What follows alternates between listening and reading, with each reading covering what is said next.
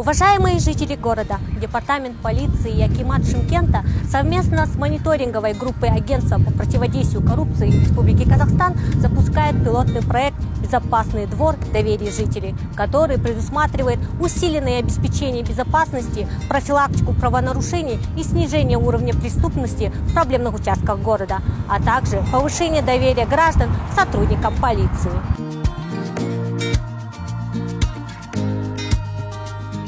Вопрос безопасности города, он для нас приоритет. И в основном безопасность начинается именно во дворах, в тех местах, где бывают наши дети. В связи с последними произошедшими событиями в районе МЖК мы решили взять этот район на особый контроль и назначить на этот участок участкового, признанного самым лучшим инспектором полиции страны. Это Юсупов Ербол.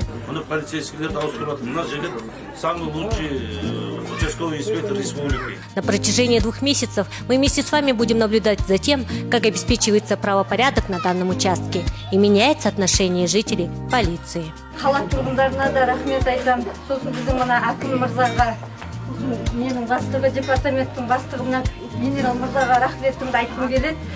Кеше біздің несін уақытысында тауып, барлық шара қолданды.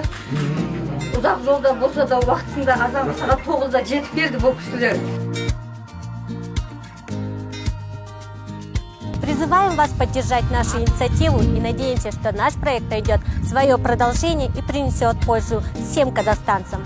Передаем эстафету городам Нур-Султан, Алматы и Туркестан.